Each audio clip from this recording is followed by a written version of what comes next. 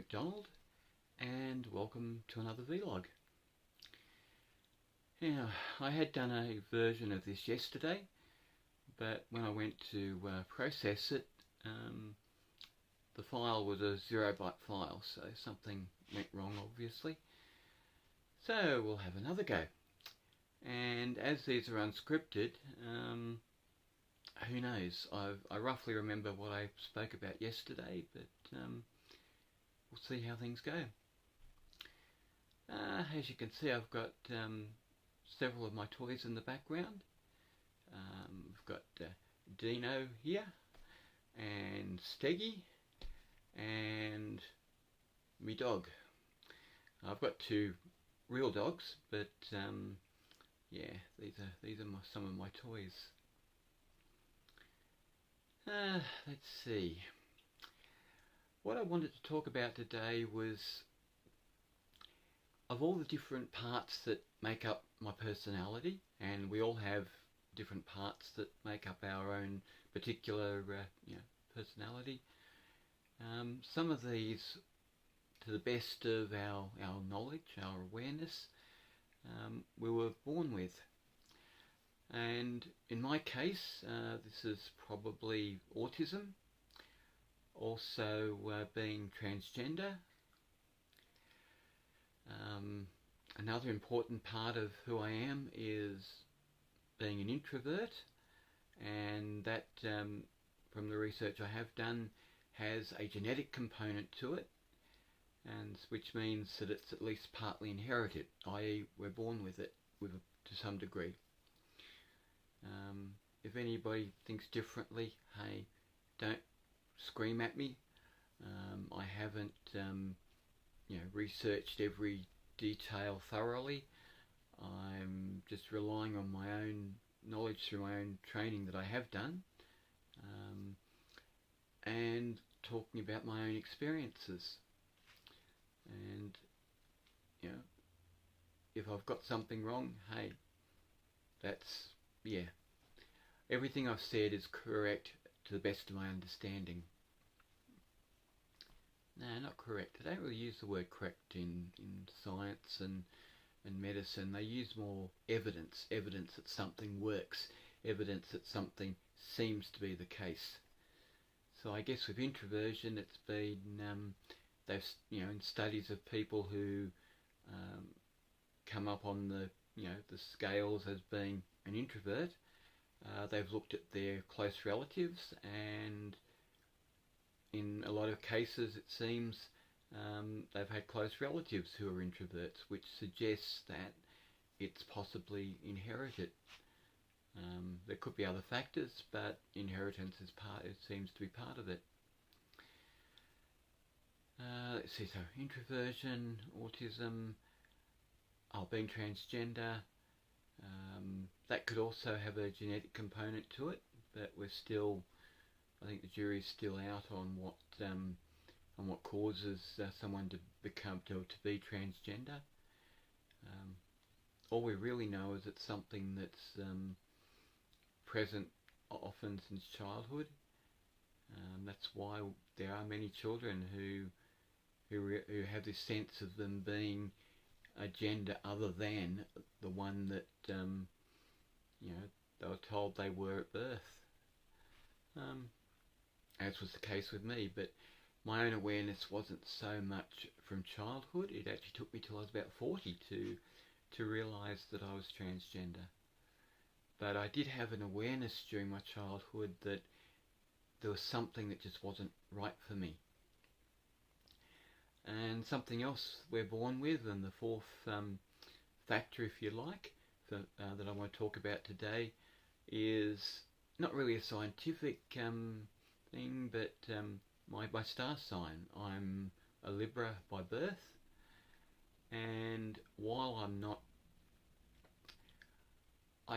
for me the jury's still out on astrology. I have to presume there is something to astrology.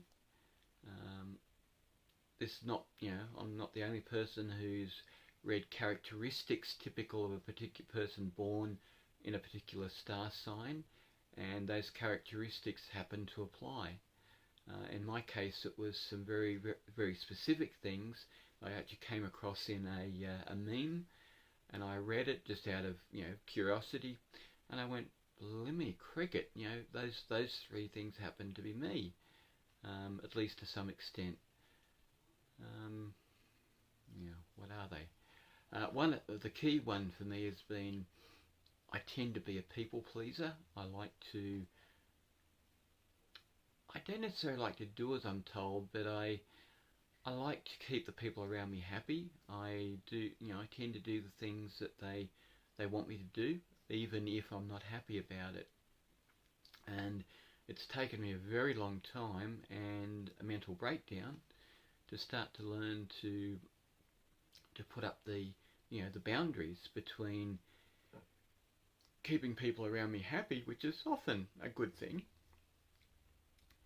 Sorry, I'm using a new phone, so I'm really not sure. I think I'm facing the camera now, but when I'm facing the camera, I can't see myself on screen, and that feels awkward. So sorry if my eyes appear to be all over the place. As I said, using my old phone which apparently is better for video anyway, and hopefully I won't have a problem of losing the file. So yeah, that was a key one, being people pleaser, but also learning how to look after myself in the process of pleasing people, pleasing myself if you like, as well as pleasing those around me, and getting the balance between that. Another one of the three that, I forget what the third one is, but the other one that particularly stood out was, and it was described as a Libran's coldest ability, and that is to detach themselves from any situation. I can, not necessarily easily, but I can walk away from people, I can walk away from situations, I'll have an emotional response to doing that, but I can do that and not, generally speaking, not feel any regret. I tend to, I have, if I see that a problem is essentially not resolvable with someone, I will walk away. If I don't feel like having to try and solve it, I will walk away. So when I realised, for example, that my stepdad was misgendering me to other people, I realised that for all the time that they'd known me as Julie, it really hadn't sunk in. Whatever it is they saw me as being, they saw me as being male and my old name. And once I realised that, I just went, enough's enough. And there were some other things that had happened as well that I still find inexplicable. But my stepdad's died now, so it's a moot point. But for those reasons, I just cut off contact, and that was that. And for me, that's often been a healthy thing to do. It's trying to solve a problem. It's trying to improve a relationship. That's particularly where it's not really, resolvable. That's the stuff that I find difficult. That's the stuff that taxes me emotionally, mentally. So it's often been healthier for me to walk away and process the emotion. What some people might call regret is often a sense of what could have been if things had been different. I find I miss what could have been. Same thing, unfortunately, happened with my sisters. I did try. I made numerous efforts to keep contact, but essentially they still saw me as big brother and wanted me to be big brother. And again, there was other things going into the mix as well. But I just I cut off contact. When my first sister died, my then surviving sister didn't manage to tell me. I actually found out in the same letter that from the solicitor that told me my stepdad had died, also told me one of my sisters had. And so this was several months after she'd died, and somehow or other, despite having an address and a phone number, they weren't, I think they had a phone number, they certainly had an address, or they, for whatever reason, I think they tried to contact me through Facebook, but that's hopeless. I don't check in with Facebook. I'm fairly sure they had my phone number. Look, I'm fairly sure they had my housemate's phone number. They had ways of getting in touch, and they couldn't figure it out. I didn't, apart from being a bit, a little bit stunned. It's not a letter you expect to see every day. When I saw it was from the solicitor on the back of the envelope, I knew what it was about my stepfather, but I wasn't expecting to hear about my sister as well. Anyway, I went over to see her. My flatmate, housemate said, "Look, you probably need to go and see your surviving sister." So I did that, and if I've got any regrets, that's what I regret, because I got entangled with her life, and it just added to a pile of stuff I was dealing with, and that collectively led to my collapse, which I'm really only just beginning to think I'm getting out of now, and this was back in 2018. It was a collapse I really don't want to go through again, and I go to a considerable effort now to guard against that possibility. Anyway, when my surviving sister died year before last, I think, I don't know if she even had a funeral. Her husband had phoned us and said she'd died, and we just said okay, and that was it. I just was not interested. So getting back to being a Libran, a lot of people might think that's very cold of me, but when I cut people off, I don't often go back. They stay cut off, and my experience has been when I do anything other than that, it harms me and makes it more difficult for me to live a healthy life and to be the person I want to be and need to be for the people who do genuinely care about me, who care about me as I am, not as they want me to be. So these things are all things that we're born with. We can't change the day of our birth. To the best of our knowledge, we can't change being transgender. We can make different decisions on what we do about it, but we can't change that reality. What was the other thing? Transgender. Being autistic appears to be something that we're born with. And similarly for being introvert. And so these things were present from my earliest days, and together, looking back, I can see possible ways in which they work together to influence my behaviour, my choices, my way of approaching the world. They opened the door to some possibilities for a future. They closed the doors to other possibilities. One of the particularly important things is when it came to, in high school, to thinking about future career paths, I had absolutely zero idea what I wanted to be. I still don't really know why that was the case. That a woman woman that I had some respect for back then suggested I would be good at teaching, and in the absence of a better idea, I did a Bachelor of Education with a mathematics major for my first degree, with a view to becoming a teacher. After graduating and doing 12 months of casual teaching, I worked out that while I might be good at teaching, and speaking of two dogs, my two dogs have just walked in the room.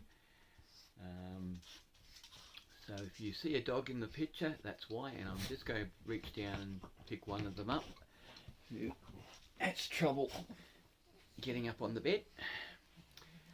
So yeah, so I decided that while I'm good at teaching, and both during my training as a teacher and during that first year as casual, there are some lessons that I'm particularly proud of. But unfortunately, I often reached a point where, quite frankly, I wanted to throttle the little darlings rather than teach them. Not that I would have, but yeah, they worked out how to get under my skin, and I didn't have the experience to know how to handle that. I'd learnt how to handle do classroom management, which included discipline and so on. But when they really try to get under your skin, I don't know, that comes with experience, and I just didn't have the experience as a first year out teacher. I had the skills on paper, but there's things that you learn to get your paper, your diploma, your degree, your qualification, and there's things that you learn by experience. And as a casual teacher, I was doing different schools each day, and I didn't know who to contact in the school for help, I just didn't know the kids. I was an overpaid babysitter, basically. Well, I don't know if overpaid was the word, but let's say I was probably getting paid more than the average babysitter was, and that's essentially what I was doing.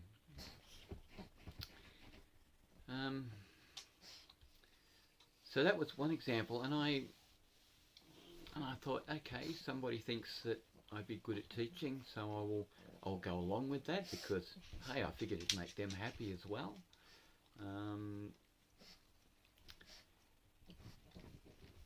It turned out it wasn't a bad decision, it's just it wasn't my decision. And it wasn't till 2012, when I started my psychology degree, that I actually was studying for me. I was studying what I wanted to study. And both degrees I haven't turned them into a career, either of them, but the things I've learnt, the skills and knowledge I've learnt, has very much come in handy. And I'm drawing upon some of those skills now with this series of vlogs. This isn't quite going how I had it yesterday, but let me see, what's something else. Back in third class, a fellow that I'd made friends with suddenly decided to one day to not be my friend anymore, and made a point of saying that. And I took that really hard. I took that so hard that I spent the next few years having a running feud with him about it. I'm not sure why I thought trying to beat him up every so often was going to, make us friends again, but something in my, the weird way my brain works, I think I was just letting out emotion. It was a response to being so hurt, so puzzled, so confused, that I just wanted to hit out, and I hit out at the person who had caused it, or at least in my eyes had caused it. But as I think back to what was going on in my friend's mind that caused them to break off the friendship, I'm thinking, they're seeing me as a boy. I'm trying to be a boy because that's what I was told I was. And it didn't occur to me then to question that. So, but what they were probably seeing also, because as I now realise, I had a brain that was seeing itself more as, seeing me more as female than male, despite my body. I can only suspect that my aspects of my behaviour were more typical of the girls my age. I wouldn't have realised that at the time. I didn't realise that at the time, but it would have been obvious to people around me, which might have accounted for some bullying that I was subject to in my first few years of primary school. Could explain why my friend decided not to be friends anymore. And it could also explain why I was, particularly in the early years of primary school, where before girls and boys started to just hang about with their own gender, why I was happiest playing with the girls in my class, which worked for them because they then had someone they saw as a boy to do the boy parts in their role playing. I can't remember exactly what they are, but yeah, something like that anyway. So that worked, but as we moved on in primary school, we started to hang around more of our own gender, as boys and girls do, and that play stopped. So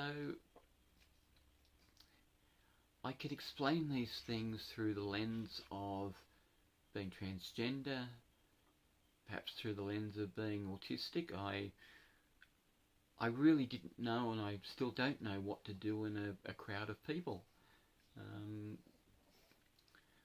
I much preferred to hang out in the school library than to hang out in the playground. I was a library monitor one year, which was great fun. In hindsight, I don't know why I didn't become librarian, but I guess no one suggested it. I didn't know how to research it as a career. I didn't know how to think about what did I want to do for my future. I still don't know why I didn't know that.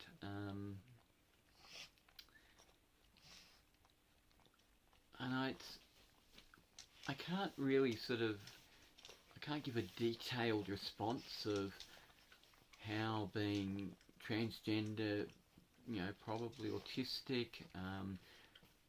being Libran, and being an introvert worked out all those details to form who I am. But it does explain why in high school there was a group of kids I would hang around with. They were good kids. They, generally speaking, they accepted me. They, we did activities on the weekend and stuff, from time to time. But to be honest, I much preferred, again, to hang around in the library. I preferred to be off doing my own things. Whenever I found myself doing something simply because the crowd was doing so, I tended to walk away from the crowd. I didn't know. I could sort of join in with conversation. I was obviously masking quite well. I had a good brain in my head. I went to a selective high school. Ironically, 2 kids from my primary school that went to this selective high school. One was me, the other one was the kid I'd been having a feud with. We basically both had good brains in our head. While studying for the test for the exam for the entrance to the high school, I had a chance, instead of playing sport, which I really hated, I had a chance to study for the exam during sports time. And it was the first time I was alone in a classroom. I had, an outline of what was going to be in the exam, so I knew what to be studying. but I was able to study at my own pace. I was able to study without a teacher looking over my shoulder, making sure I was doing as I was told, etc., etc. And I loved it, and I still do. I love finding things out for myself. I've got better at research skills. Obviously doing 2 degrees, I would have developed them. And I've got better at finding things to explore and study. And that's where I'm happiest. So again, that's not unusual for people who are autistic. It's not unusual for people who are autistic to have, reasonably good brains in their head. I won't claim intelligence, but they're good brains. I'm definitely able to figure out things that confuse a lot of other people. So, I've passed a lot of exams in my time. I have to assume I've got a good brain. So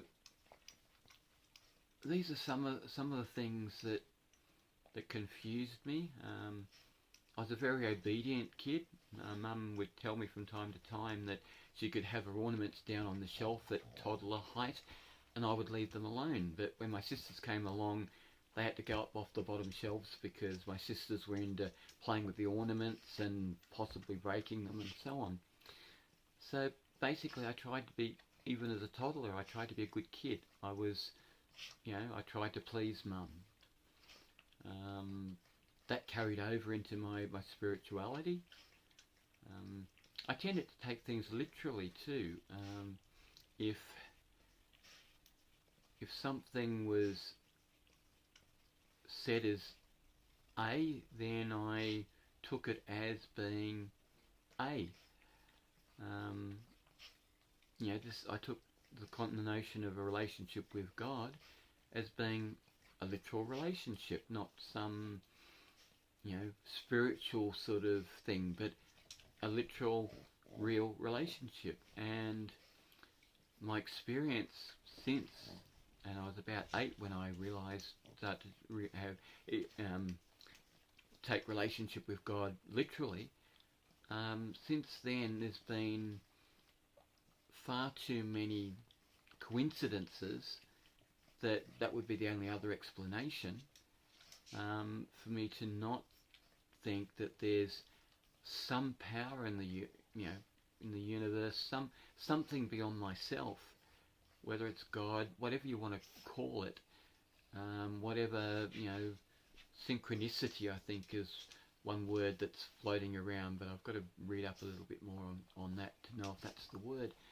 But whatever it is, there's something beyond myself that has the ability to care about who I am and talk in my language. Far too many things that have come across my path, a lot of them have been books. For many years I was a train spotter, as they would call them in England. And I would actually, record numbers of trains that I saw. And more than once I was in the right place at the right time to see a train I don't see very often. That if I'd been, even a few seconds earlier or later, I would have missed it. And so the chances of this is just too remote for me to take it as just luck of the draw, coincidence, what have you. So I'm quite happy to say that God's real, whatever that real might look like, as a power, as a being, as something beyond myself. I'm quite happy to accept the reality of God, and my experience is as tangible as of God as it is of any other, person I can potentially, see and touch. And so when people try to prove to me that God exists, I must admit I just go, ho hum. You're going to try and prove to me something that experientially I know.